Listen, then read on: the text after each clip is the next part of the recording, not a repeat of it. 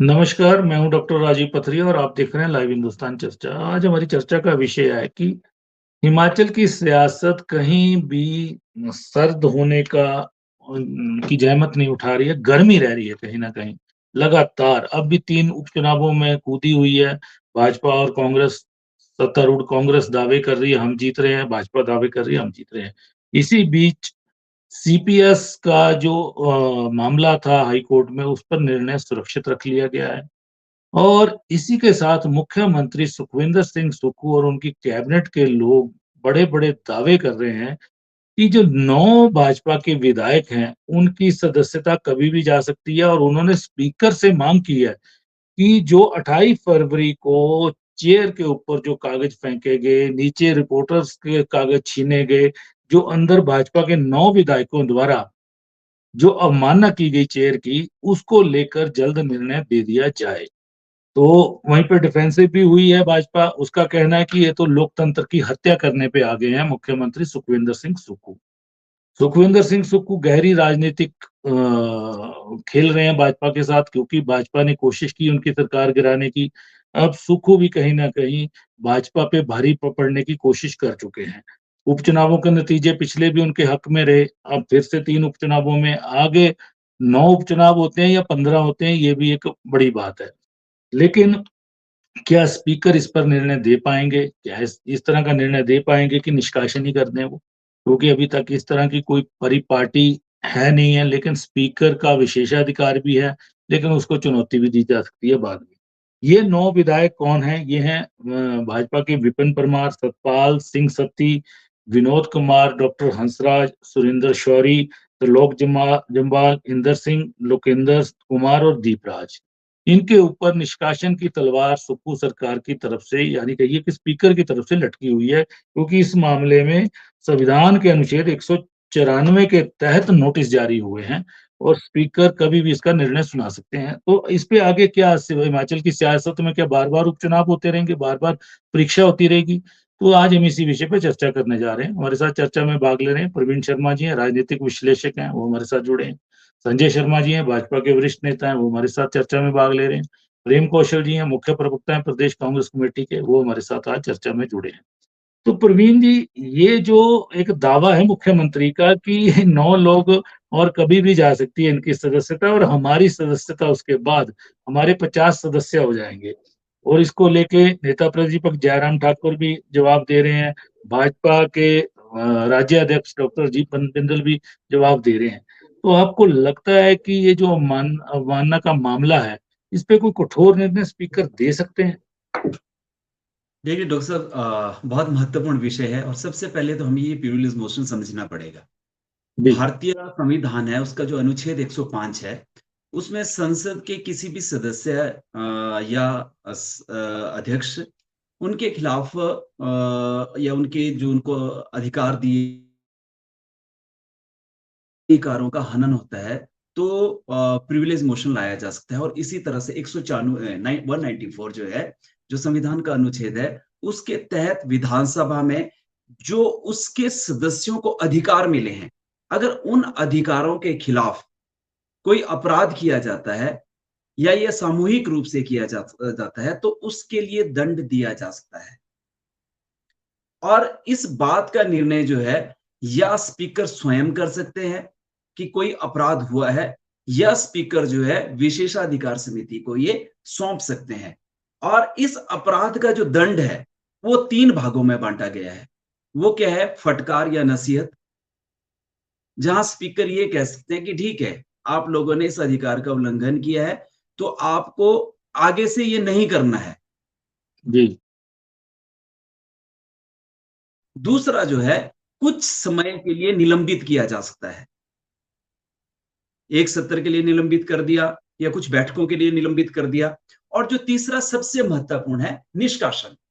जी, अब बात आती है, क्योंकि ये स्पीकर के जो अधिकार है उसकी अवमानना है। प्रश्न अब यहां खड़ा होता है, तो वहां स्पेसिफिकली बिल्कुल पूरी तरह से स्पष्ट लिखा है, अगर कोई सदस्य या सदस्य मिलकर स्पीकर के चरित्र के ऊपर या उसकी निष्पक्षता के ऊपर उंगली उठाते हैं या उनके खिलाफ अभद्र व्यवहार करते हैं, तो ये तीनों ही सजा के अनुसार, तीनों ही जो प्रावधानों के अनुसार उनको सजा दी जा सकती है। तो ये बात तो बिल्कुल ठीक है कि अगर इस पूरे मामले को देखा जाए जिस तरह से हम लोगों ने अखबारों में पढ़ा है, तो इतना तो स्पष्ट है कि ये 9 विधायक प्रिविलेज मोशन के तहत आते हैं। अब जी। बात आती है कि इनको सजा क्या मिलेगी। देखिए, इन सब लोगों की सजा डिपेंड करती है जो 13 तारीख को जो चुनावों के परिणाम आते हैं उसके ऊपर। अगर सरकार, क्योंकि सरकार के सामने जो सबसे बड़ी मुश्किल है वो है जो संसदीय सचिव हैं उनके अगेंस्ट जो है वो जो हाईकोर्ट में केस पेंडिंग है उनका जो निर्णय है वो सुरक्षित रखा गया है। अगर कहीं उनको निष्कासित कर उनको अयोग्य ठहरा दिया जाता है तो सरकार की स्थिति क्या होती है, 38 से 6 अगर चले जाते हैं तो वो 32 के ऊपर रह जाते हैं। तो ऐसे कंडीशन के ऊपर कांग्रेस पार्टी हर हालत में अपनी सरकार को बचाने की कोशिश करती है। जो पहला सिनेरियो बनता है वो तो ये है कि चुनाव, जो 3 उपचुनाव हो रहे हैं उनका परिणाम भी सरकार के पक्ष में आए और 6 के 6 जो विधायक हैं वो भी सरकार के पक्ष में ही रहे। चलो सपोज करो कानून को निरस्त कर दिया जाता है परंतु विधायकों को अयोग्य नहीं ठहराया जाता, तो ऐसे कंडीशन के ऊपर सरकार के ऊपर कोई खतरा नहीं होगा। तो ऐसे में एक लिबरल व्यू विधानसभा अध्यक्ष ले सकते हैं इन 9 विधायकों के खिलाफ। परंतु अगर कहीं सरकार को खतरा हुआ तो ये मान के चलिए जो संविधान में तीसरे नंबर का निष्कासन का अधिकार है वो जो दिया गया है, निश्चित रूप से विधानसभा अध्यक्ष उसका उपयोग करेंगे, क्योंकि सरकार को बचाना इस वर्तमान कांग्रेस पार्टी का सबसे प्रथम कर्तव्य होगा। और भारतीय जनता पार्टी इसको अनैतिक भी नहीं कह सकती, क्योंकि जो भारतीय जनता पार्टी ने बोया है 27 तारीख को, अब कांग्रेस पार्टी को किस्तों में वापस कर रही है। अगर सारे मामले को ध्यान में देखा जाए तो अब नैतिकता अनैतिकता का प्रश्न खत्म हो चुका है। अब शह और मात के अंदर भारतीय जनता पार्टी सरकार को गिराना चाहेगी, कांग्रेस पार्टी सरकार को बचाना चाहेगी। और इस सारे उपक्रम के अंदर जो है, जो मुझे लग रहा है इस मामले जो निष्कासन है उसको किया जा सकता है अगर पहली कंडीशन पूरी नहीं होती है। फिर भी कोर्ट में इसको चुनौती दी जा सकती है जो आपने कहा है, क्योंकि भारत के इतिहास में इस तरह से पहले कभी नहीं हुआ है। हाँ, महाराष्ट्र के अंदर 12 विधायकों के खिलाफ निलंबन का आदेश 1 साल के लिए अवश्य हुआ था, जो कोर्ट ने अवैध ठहरा दिया था। जी, तो इसमें भी क्या कोर्ट में जाने की जो गुंजाइश रहेगी, वहां से राहत मिलेगी? चाहे निलंबन हो चाहे निष्कासन हो, भाजपा विधायकों के पास कोर्ट जाने का अलावा कोई चारा नहीं है। भारतीय संविधान बिल्कुल स्पष्ट है कि स्पीकर के किसी भी डिसीजन में वो इंटरफेयर नहीं कर सकता है, परंतु जो उन्होंने अपराध किया है उसके अनुसार सजा मिलनी चाहिए। ये भी नेचुरल जस्टिस का एक नियम है। और दूसरा, पीपल रिप्रेजेंटेशन एक्ट 1951 ये क्लियरली कहता है कि 6 महीने से ज्यादा जो है आप विधानसभा को खाली नहीं रख सकते हैं। तो मान के चलिए अगर निलंबन होता है तो 6 महीने से ज्यादा नहीं होता है। ऐसे कंडीशन में निलंबन किसी भी हालत में कांग्रेस पार्टी जो है इन विधायकों का नहीं करने वाली है। अगर होगा तो निष्कासन होगा, परंतु निष्कासन को भी चुनौती दी जा सकती है। क्यों? दंड के जो उन्होंने अपराध किया है उसके कंपैरिजन में दंड का जो है उसका निर्धारण जो है अंत में सुप्रीम कोर्ट या हाई कोर्ट ही करने वाला है। जी, चलिए संजय जी जुड़े हमारे साथ। संजय जी, एक बड़ी आफत कहीं ना कहीं फिर से खड़ी हो रही है उपचुनावों की, और फिर से प्रदेश को धकेलने की कोशिश हुई है। आपकी तरफ से भी की जा रही है, दूसरी तरफ से भी की जा रही है, दोनों तरफ से बराबर का जोर लग रहा है कहीं ना कहीं।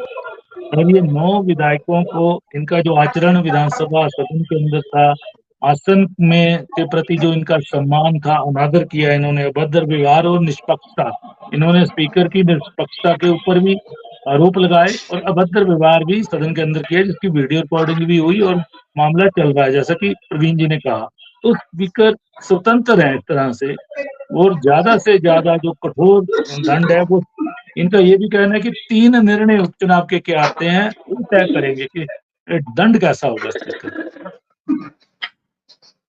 निश्चित तौर पे डॉक्टर साहब, इसका जो कानूनी और संवैधानिक पहलू जो था उसको बड़े विस्तृत तरीके से प्रवीण जी ने एक अधिवक्ता होने के नाते आपके समक्ष रखा है, लेकिन इस सारे विषय को अगर हम गंभीरता से लें तो इसमें मुख्यमंत्री जी की भूमिका वो सबसे संदिग्ध नजर आ रही है। मुख्यमंत्री क्या ये मुख्यमंत्री के विशेषाधिकार में आता है?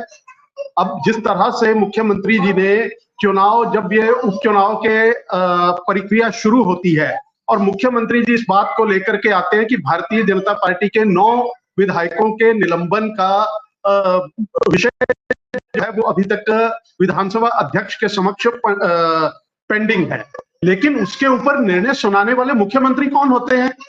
मुख्यमंत्री ने अपनी तरफ से उस निर्णय की घोषणा कर दी है जिसके ऊपर अभी विचार चलना है, जिसके ऊपर पक्ष जो है वो विधायकों के पक्ष को सुना जाना है। अभी तक उनको विधानसभा अध्यक्ष की तरफ से कोई ऐसा सूचना नहीं आई है कि आपकी तारीख को आकर के अपना पक्ष हमारे समक्ष रखें। तो जो निर्णय के ऊपर जो एक विचार बना करके और इसकी परिणति क्या होगी, आप तो उसके परिणाम के ऊपर पहुंच गए। क्या मुख्यमंत्री को उसके परिणाम के ऊपर पहुंचने का अधिकार था या है? ये तो विधानसभा के अध्यक्ष का विशेषाधिकार है।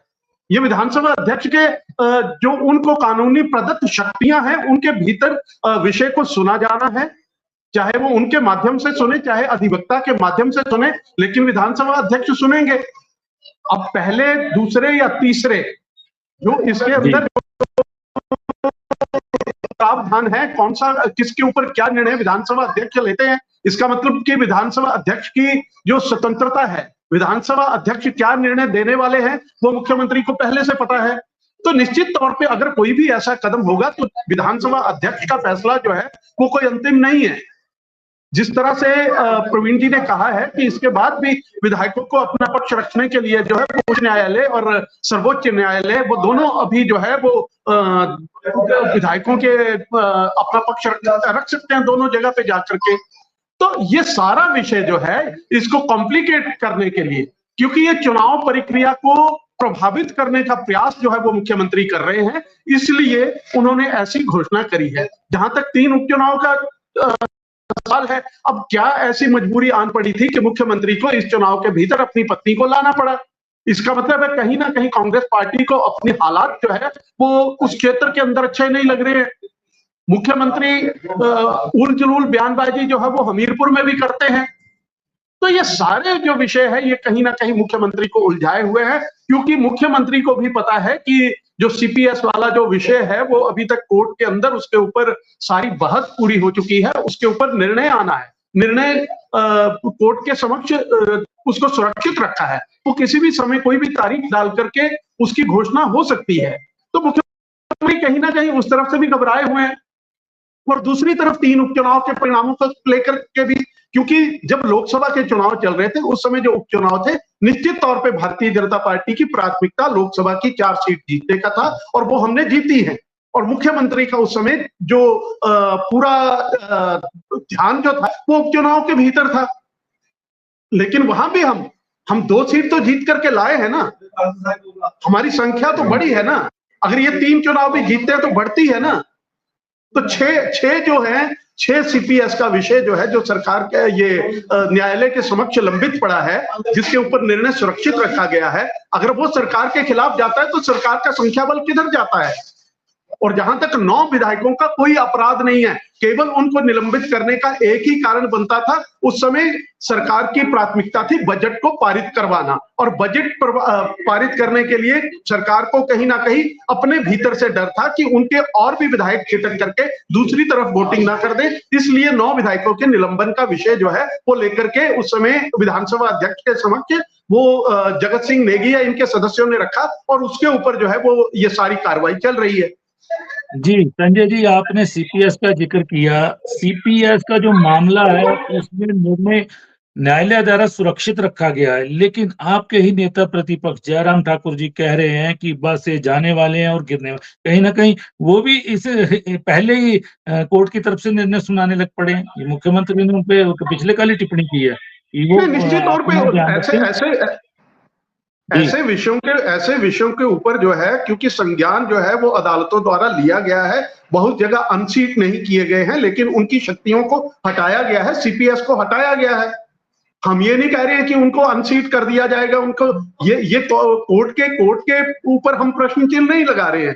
ठीक है, एक राजनीतिक उस पे ऊपर एक वातावरण बनता है, लेकिन विधानसभा अध्यक्ष की हम कोर्ट की उसको कोर्ट का निर्णय क्या होगा, उनको अनसीट करते हैं, क्या उनको हितों का टकराव मानता है, कोर्ट मानता है या नहीं मानता है, ये सारे विषय जो है ये उस निर्णय के भीतर आएंगे। क्या उनको मानते हैं कि लाभ का पथ था इसलिए उनको अनसीट करना है, ये अदालत के उसमें है, इसके ऊपर टिप्पणी नहीं की जा सकती। लेकिन जिस तरह से मुख्यमंत्री ने कहा, मुख्यमंत्री निर्णय सुना रहे हैं, मुख्यमंत्री आपके नेता प्रतिपक्ष विधानसभा में अध्यक्ष के अधिकारों का हनन कर रहे हैं। जी, चलिए प्रेम जी, ये कैसी राजनीति चल पड़ी हिमाचल प्रदेश में, पहली बार देख रहे हैं, हमें भी लंबा समय हो गया, मुख्यमंत्री कई देख लिए, इस तरह की राजनीति कभी नहीं देखी। और हर जगह हिमाचल का, चाहे दिल्ली में बात करें, चाहे बेंगलोर में जाके करें, हिमाचल के उदाहरण दिए जा रहे हैं। किस तरफ हिमाचल की राजनीति किस गर्त में डूब रही है? देखिए, इस सारे घटनाक्रम की शुरुआत हिमाचल प्रदेश में जो है वो सरकार गिराने का षड्यंत्र करके भारतीय जनता पार्टी ने की, असफल हुए। और जिस विषय के ऊपर आज आप चर्चा कर रहे हैं, प्रवीण जी ने बहुत अच्छे तरीके से इसका कानूनी पहलू जो है वो जो व्यूअर्स हैं उनके समक्ष और इस डिबेट में रखा है, मैं उनका धन्यवाद करता हूँ। ये संजय जी ने जो बातें कही, ठीक है, भारतीय जनता पार्टी के प्रवक्ता हैं, कहेंगे, लेकिन एक बात तो बड़ी स्पष्ट है कि मुख्यमंत्री ने महज इतना कहा है कि जयराम ठाकुर हमारी सरकार चले जाने की जो बात कर रहे हैं उसको छोड़कर अपने जो 9 विधायक हैं उनकी चिंता करें, क्योंकि उनके विषय में मामला जो है वो स्पीकर के पास लंबित है। उन्होंने नहीं कहा कि स्पीकर उनको निष्कासित करेंगे या निष्कासित कर दिए जाएंगे, विधानसभा की सदस्यता उनकी खत्म हो जाएगी। माननीय मुख्यमंत्री ने जयराम ठाकुर जो रोज एक बयानबाजी कर रहे हैं सीपीएस को लेकर, और आपने बिल्कुल ठीक कहा कि जयराम ठाकुर तो प्रतिदिन ये कह रहे हैं कि सीपीएस का मामला कोर्ट में है और 6 विधायक कांग्रेस पार्टी के जो हैं वो जाने वाले हैं, तो सीधे सीधे वो हाई कोर्ट का क्या निर्णय आने वाला है उसको हाई कोर्ट का निर्णय आने से पहले अनाउंस करने का जो एक प्रयास है वो कर रहे हैं। और स्पष्ट तौर पर उनका हाई कोर्ट के अंदर विचाराधीन मामले जिसमें एक ऑर्डर जो है हाई कोर्ट ने सुरक्षित रखा है, उसके ऊपर जो टिप्पणी वो कर रहे हैं, ये मैं समझता हूँ निश्चित तौर पर स्पष्ट है, अब मानना का विषय है। और हम निवेदन करते हैं माननीय हाई कोर्ट से कि वो इसका संज्ञान लें। जयराम ठाकुर ने अपने वक्तव्यों में जिस तरीके की राजनीति करने का प्रयास हिमाचल प्रदेश में किया है वो बहुत दुर्भाग्यपूर्ण है, बहुत दुखद है। और ये जो हालात आज पैदा हुए हैं, चाहे 3 विधानसभा क्षेत्रों में अभी वर्तमान में उपचुनाव हो रहे हैं, चाहे 6 में पहले हो गए, ये चुनाव आने की नौबत भारतीय जनता पार्टी की घटिया, गंदी और घिनौनी राजनीति की वजह से आई है। भारतीय जनता पार्टी सत्ता के बिना नहीं रह सकती, भाजपा अपनी कुर्सी के बिना नहीं रह सकती, इसके सत्ता की लालसा के चलते ये हालात हिमाचल प्रदेश में पैदा हुए। लेकिन हिमाचल प्रदेश की जनता ने, डॉक्टर साहब, इस राजनीति को पसंद नहीं किया है। 6 सीटों पे उपचुनाव हुआ, 4 के ऊपर कांग्रेस पार्टी को अपना समर्थन हिमाचल प्रदेश के लोगों ने एक बार फिर से कांग्रेस पार्टी और मुख्यमंत्री के पक्ष में मैंडेट दिया है। हिमाचल के लोगों ने 5 वर्ष के लिए हिमाचल प्रदेश में कांग्रेस पार्टी को सरकार बनाने का मौका दिया था, आशीर्वाद दिया था, और उस जन समर्थन के साथ भाजपा ने छेड़छाड़ करने की कोशिश की, जिसका खमियाजा आज भारतीय जनता पार्टी भुगत रही है। और रही जयराम ठाकुर जी की बात, मैं आज पत्रकार वार्ता थी उसमें भी मैंने कहा है कि जयराम ठाकुर हिमाचल प्रदेश के लगातार असफल होते भारतीय जनता भाजपाई नेता है। मैं उसका उदाहरण आपको देना चाहता हूँ। जब जयराम ठाकुर हिमाचल प्रदेश के मुख्यमंत्री बने, वो एक्सीडेंटल चीफ मिनिस्टर थे, he was not the projected chief minister of Himachal Pradesh. उनके नेतृत्व में उस वक्त का जो विधानसभा का चुनाव है वो नहीं लड़ा गया, धूमल हार गए, ये मुख्यमंत्री बने।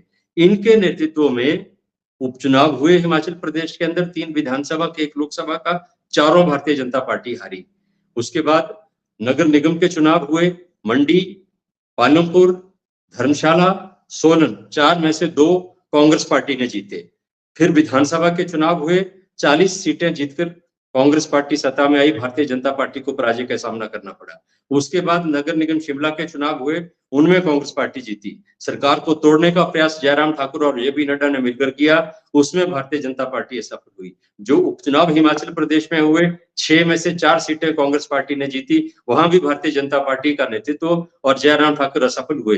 तो जयराम ठाकुर लगातार हिमाचल प्रदेश की राजनीति में असफल हो रहे हैं, फेल हो रहे हैं और अपनी इसी फ्रस्ट्रेशन में, इसी झुंझलाहट में आए दिन जयराम ठाकुर जो बेसिर पैर की बयानबाजी जो है वो करके एक बयानवीर बन के जो है अपनी राजनीति जो है उसको जीवित रखने का प्रयास कर रहे हैं। जयराम ठाकुर और भारतीय जनता पार्टी हिमाचल प्रदेश में पूरी तरह से फेल हो चुकी है, फ्लॉप हो चुकी है। और सुखविंदर सिंह सुक्खू ने जहां एक तरफ एक अच्छे प्रशासक के तौर पर सरकार को चलाया, स्थिरता भी प्रदान की, वहीं एक कुशल राजनीतिज्ञ के तौर पर भारतीय जनता पार्टी को हर उसकी चाल का जो है वो जवाब देने में वो सफल हुए हैं। हिमाचल प्रदेश की राजनीति का स्तर आज गिरा है। अगर हिमाचल प्रदेश की राजनीति में ऐसे हालात पैदा हुए तो निश्चित तौर पर इन हालात के लिए भारतीय जनता पार्टी और भारतीय जनता पार्टी का वर्तमान जो नेतृत्व है, जो भाजपा को हिमाचल प्रदेश में लोग चला रहे हैं, वही जिम्मेदार है डॉक्टर साहब। जी, प्रेम जी, आपने कहा कि मुख्यमंत्री सुखविंदर सिंह सुक्खू जी ने संकेत दिए हैं कि मामला विचाराधीन है, कुछ ऐसा हो सकता है, लेकिन उन्हीं के ही मंत्रिमंडल के सहयोगी राजेश धर्माणी जी ने आपके ही हमीरपुर में कुछ दिन पहले पत्रकार वार्ता कर साफ कहा कि 9 और सीटों पर उपचुनाव आ रहे हैं और उनका सीधा संकेत है कि आ रहे हैं, जैसे उनको स्पीकर का निर्णय पहले से पता है। ये आरोप संजय जी आप पे ठीक लगा रहे हैं कि स्पीकर के निर्णय से पहले अवगत हो गए हैं मंत्रिमंडल के सदस्य।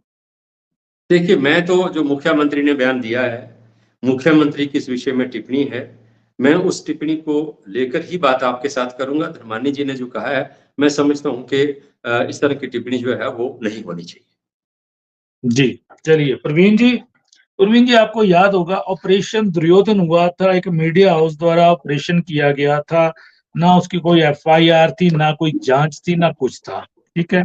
उस समय कितने लगभग 11 सांसद थे और उस ऑपरेशन दुर्योधन में 11 सांसदों को निष्कासित किया गया था, लेकिन निष्कासित करने का तरीका संसद ने ये अपनाया था, वोटिंग करा दी थी उन्होंने। ये हमारे मतलब मर्यादा जो है उच्च सदन की सदस्यता के तौर पे इन लोगों ने गिराई है, तो इनका निष्कासन किया जाए, वोटिंग हुई थी उस समय। तो क्या हिमाचल विधानसभा भी इस तरह का कोई रुख करके फुल प्रूफ काम कर सकती है कि जिसको आगे चैलेंज करेंगी भी तो ये राहत ना मिले कुछ? देखिए, मैंने कहा कि ये सारी चीजें आती कब हैं, आएंगी 13 तारीख के बाद ही कि सरकार को खतरा होता है या नहीं होता है। अगर सरकार को कहीं खतरा हुआ तो निश्चित रूप से जो वर्तमान सरकार है वो सारे वो कदम उठाएगी, कानूनी जो ईगल्स जिनको कह सकते हैं हम लोग, विद्वान लोग हैं, उनसे सलाह करके जो भी पॉसिबल हो सकता है उन स्टेप्स को ये उठाए तो है। अब वो सौहार्द वाली बात भारतीय जनता पार्टी और कांग्रेस के बीच में नहीं रही है। अगर ये नॉर्मल परिस्थितियां होती थी, अगर रही होंगी, आपने भी विधानसभा को बहुत बार कवर किया होगा, ऐसी बहुत बार ऐसी घटनाएं होती रही होंगी जहां कागज फेंके गए हों, आपके बैल में हल्ला किया हो, सीडी तक बजाई जाती थी, गाने तक गाए जाते थे, लेकिन फिर भी समझौते हो जाते थे क्योंकि सेतु ऐसे लोग बनते थे पार्टी के अंदर। जनता पार्टी जी, वो नेता अब रहे नहीं इस विधानसभा के अंदर, वैसे नेताओं की कमी होती जा रही है। नहीं तो बड़े बड़े झगड़े भी होते थे सदन के अंदर, मार्शल भी बुलाए जाते थे, लेकिन फिर भी समझौते अगले दिन हो जाते थे, बिल पास हो जाते थे। अब ये नहीं देखा जा रहा, ऐसा देखने को मिल नहीं रहा है। कहना चाहता हूँ कि मैं वही कह रहा हूं कि अब सौहार्द वाली बात बिल्कुल नहीं बची हुई है, क्योंकि एक पार्टी ने दूसरी पार्टी की सरकार को गिराने की कोशिश की है। तो ये जो पहले कहा जाता रहा 5 साल तक कि अदला बदली की सरकारें नहीं चलेंगी, तो शुरुआत तो कहीं ना कहीं भारतीय जनता पार्टी ने की। इस बात को भारतीय जनता पार्टी को मानना चाहिए। राज्यसभा सीट जीतने तक तो भारतीय जनता पार्टी ठीक, यहां तक तो मैं मानता हूं, पर जिस तरह से विधायकों को ले जाकर अपने विधायकों को उनके साथ ठहराया, कहीं ना कहीं भारतीय जनता पार्टी बिल्कुल गलत थी। और इस बात को भी भारतीय जनता पार्टी के प्रवक्ताओं को मानना पड़ेगा कि अनुभवहीनता पूरी तरह से नजर आई थी। आपको क्या जरूरत थी कि विधानसभा के स्पीकर के रूम तक चले जाएं? क्या जरूरत थी आप उनके वहां पे कागज फाड़े? आपको पता था कि सारा की सारी सिचुएशन वैसी थी कि एक गलती भारतीय जनता पार्टी के ऊपर भारी पड़ सकती है। और ये जो गलती है, ये पता है कितनी बड़ी गलती हुई है। 2 महीने तक, 2.5 महीने तक पहले हिमाचल प्रदेश, 1 महीने तक एक और चुनाव आचार संहिता लग गई, 9 चुनाव लड़ने पड़ रहे हैं, और मोटे मोटे तौर पर 300 से 400 करोड़ रुपए लोगों का खर्च होगा इसके अंदर। बिल्कुल। कौन भरेगा उस पैसे को? इन लोगों के लिए तो मजे लग गए विधानसभा के अंदर। एक पार्टी की सरकार बनाने के चक्कर में ये जो 300-400 करोड़ रुपए का खर्च होगा, पूरी सरकारी मशीनरी लगी हुई है, लोग कहां जाएंगे? कोई लोगों के बारे में सोच ही नहीं रहा है।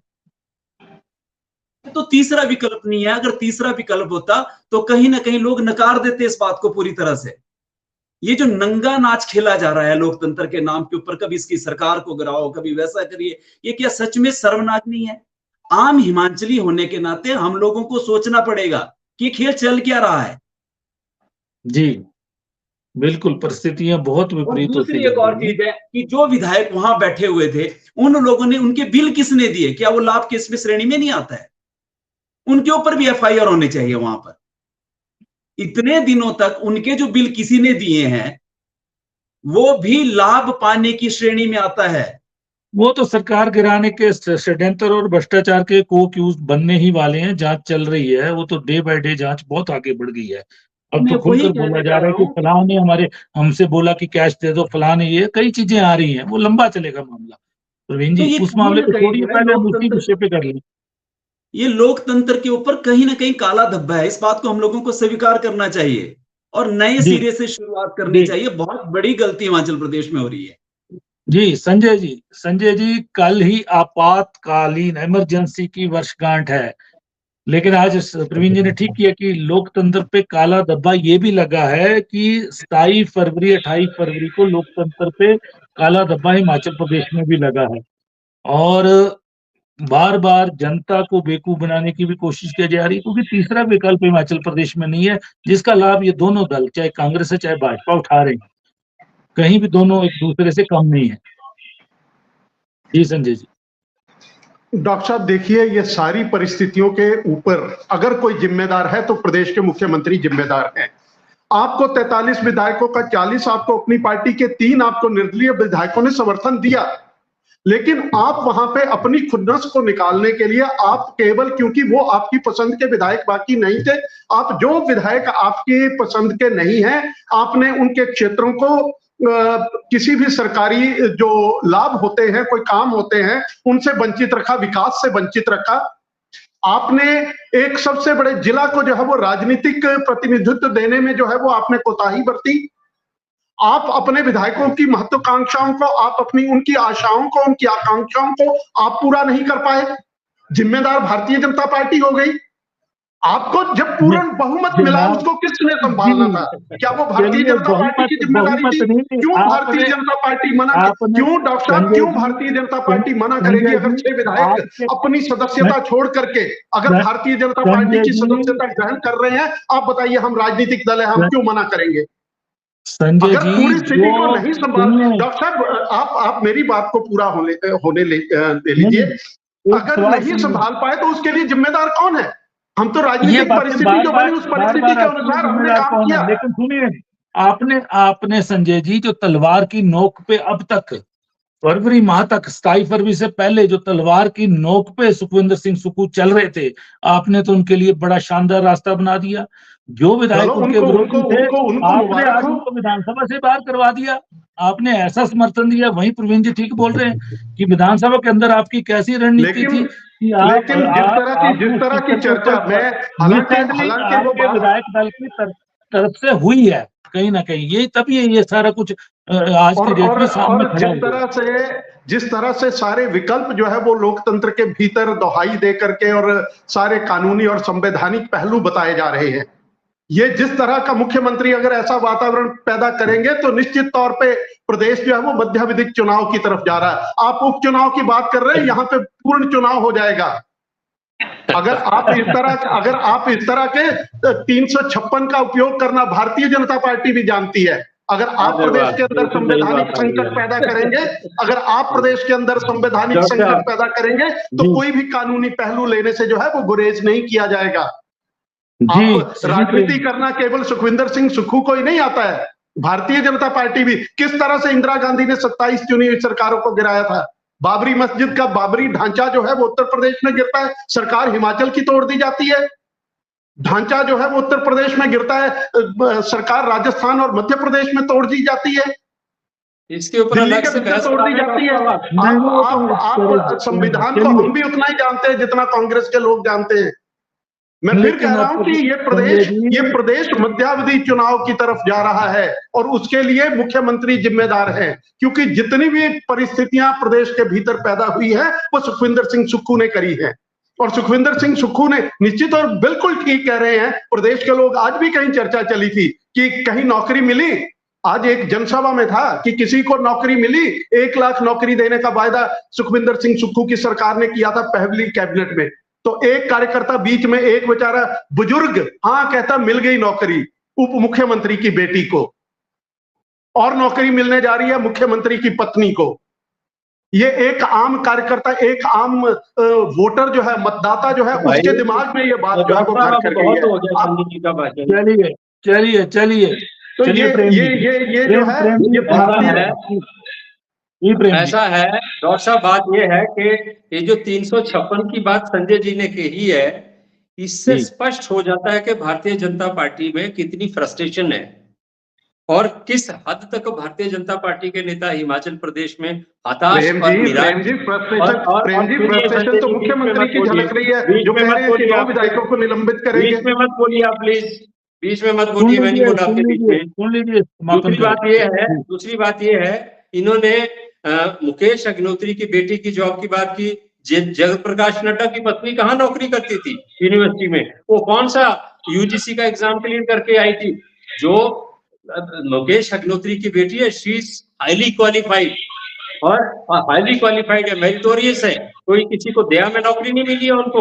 तो इस तरह की बातें ना आप करें। भारतीय जनता पार्टी ने नौकरियों में कितना भ्रष्टाचार हिमाचल प्रदेश में किया है, किसी से छुपा नहीं है। कितने पेपर लीक हुए, कितने पेपर बिके और कितने लाखों में पेपर बिके, ये किसी से छुपा नहीं है। सबऑर्डिनेट सर्विस कमीशन की स्थितियों में भंग करना पड़ा। नीट की परीक्षा की आप देख लीजिए आज क्या हालत है। सीटों पे नौकरी देने का आज भी याद है। आप क्या बात कर रहे हैं, किस तरह का उदाहरण आप दे रहे हैं। हिमाचल प्रदेश में भारतीय जनता पार्टी बैकफुट पर है। भारतीय जनता पार्टी जो है वो फ्रस्ट्रेशन की अवस्था में है पूरी तरह से, और भारतीय जनता पार्टी अपने बुने हुए जाल में हिमाचल प्रदेश में फंस चुकी है। 356 लगाने की अगर हिम्मत है तो करके देखें, जनता हिमाचल प्रदेश की उसका जवाब देगी। जी चलिए चर्चा को विराम देते हैं। तो आज हम चर्चा कर रहे थे कि हिमाचल प्रदेश में दोनों दलों में सत्ता को पाने की जो एक कह लेते हैं इच्छा नहीं, अब हवस बन चुकी है। कांग्रेस सत्ता में आई है लेकिन भाजपा कहीं ना कहीं उसको उखाड़ना चाहती है। आज भी भाजपा प्रवक्ता ने एक बड़ी बात कही कि 356 हमें भी लगानी आती है। इंदिरा गांधी जब स्थायी सरकारें गिरा सकती है तो स्थायी बार राज्य सरकारों को गिरा सकती है, तो हम भी गिरा सकते हैं। कहीं ना कहीं ये एक बड़ा चेतावनी है सुक्खू सरकार को कि बेशक आप उपचुनाव भी जीत लीजिए लेकिन आप कहीं ना कहीं हाशिए पे खड़े ही रहेंगे, आपको सत्ता जाने का भय बना रहेगा। 9 विधायकों की हम चर्चा कर रहे थे कि अभद्र व्यवहार जो उन्होंने आसन के प्रति किया, स्पीकर की चेयर के प्रति किया है, उसको लेके राजनीति चल रही है। उपचुनावों का दौर है, बार बार कहीं से संकेत दिए जा रहे हैं कि उनकी सदस्यता भी जाने वाली है, 9 उपचुनाव और आएंगे। वहीं विपक्ष 6 सीपीएस का जो मामला है, जो कि कोर्ट ने उस पर फैसला सुरक्षित रख लिया है, लेकिन वो भी कोर्ट की तरफ से ही कहीं ना कहीं बातें कह रहे हैं कि ये इन लोगों की सदस्यता चली जाएगी। दोनों चीजें वो स्पीकर के अभी तक विचाराधीन है, वो कोर्ट ने मामला सुरक्षित लिया है, बाहर कहीं नहीं है, लेकिन दोनों दल इस पे लड़ाई जरूर कर रहे हैं। तो आगे अब क्या होगा हिमाचल प्रदेश का, क्या फिर से उपचुनावों में जूझेंगे, यहाँ की जैसा भाजपा का दावा है कि मध्यावधि चुनाव हिमाचल प्रदेश में होंगे। तो आज हमने इसी विषय पर चर्चा की, आप सबने चर्चा में भाग लिया, मैं आप सबका धन्यवाद करता हूँ।